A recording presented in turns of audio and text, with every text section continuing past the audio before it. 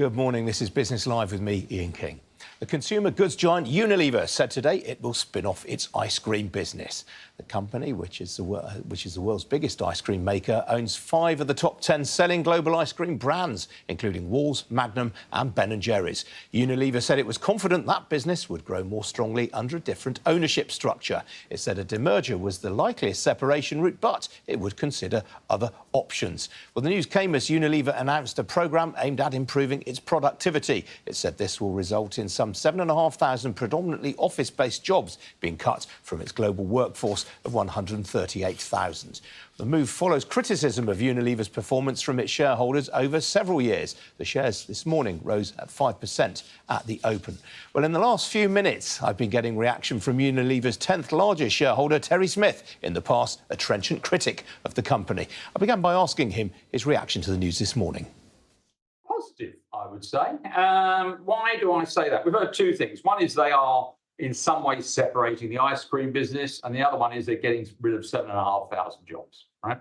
Let's take them both. I think ice cream is a troubled category for them, so I can see why they might do that. It's not had any volume growth for quite a while, particularly in the at-home consumption area, and seems to have been prone to trading down stroke private label kind of competition, which is problematic, obviously, in inflationary times. So there's that. And of course, the ice cream's got the sort of fly in the ointment of the Ben & Jerry's situation, where prior management seem to have managed to buy a company without actually getting control over it, which is kind of interesting. So they've obviously got the rather serious spat with Ben & Jerry's overselling ice cream products in the West Bank, and that's obviously escalated with the Israeli-Hamas situation. So I can see why they want to think about getting rid of it. And if, and we don't know for sure, they go down the demerger route, that's pretty good as well, because we can make our own mind up then whether we want to own the ice cream business or not. Yeah, we sell them, and if we want to own more ice cream, we can buy more ice cream. So I think that's generally a positive, I would say, is my take on that. On the cutting of the jobs, yeah, good. One could stop almost there, but I won't, as ever. Why do I say that? If we go back to the Kraft Heinz bid situation, when you remember Kraft Heinz wanted to bid for Unilever and were seen off very early doors without ever actually really getting to put anything to shareholders. We weren't allowed the privilege of deciding what we wanted to do on it.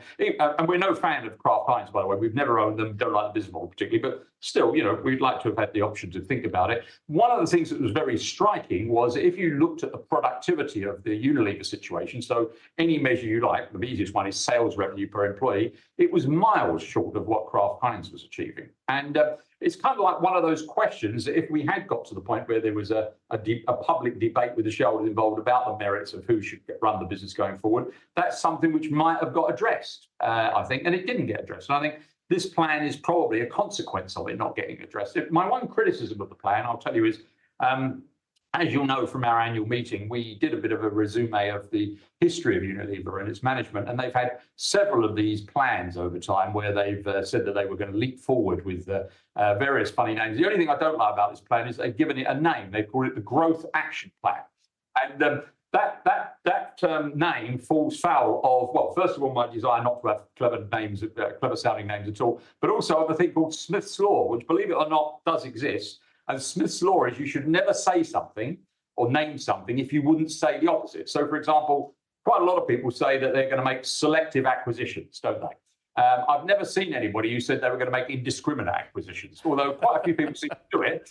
They never actually said a growth action plan. Would you ever put out a shrinkage inaction plan? I don't think you would you? So I think great positive that they're addressing the very likely situation of having overmanning in the in the institution, and good luck to them, basically. But I think it's overall quite a positive. Yeah. As you say, I mean, they have had several strategic overhauls down the years, none of which really generated results. What makes you think it might be different this time? I mean, obviously they've got a newish CEO at the helm. Well, they've got a new CEO, they've got a new chairman, they've got a new CFO, they've got a new head of marketing. So they've had a bit of a clean sweep at the top. And notwithstanding my dislike of giving things names, they haven't come up with any things to throw at us in terms of targets for the future. They haven't sort of said, as a result of this, the margins are going to go to that, or the growth is going to move from this to this. They basically just said what they're going to do. rather than outlining some quite probably spurious future targets as to what will occur. Because if you remember, the other thing that happened with the Kraft Heinz thing is we were given a bunch of targets in terms of margins and growth, none of which were attained, of course, not one. I mean, people get terribly excited about people naming targets. Hitting them is what we want to see. And actually, if things improve, if as a result of this, they get greater productivity, their growth accelerates because of the ice cream spin out, they get better margins and better returns on the business. I don't really care whether they go as a target or not. I'd just like to see what they achieve, you know? Could they have gone further? I mean, there had been talk a while ago that they might demerge their entire food business, yet they're keeping this unit called Nutrition, which contains brands like Marmite and Hellmann's. Yeah, on the whole, I'm not in favour of massive restructuring in terms of spinning things out or buying things either, for that matter, until you've got the business operating as it should.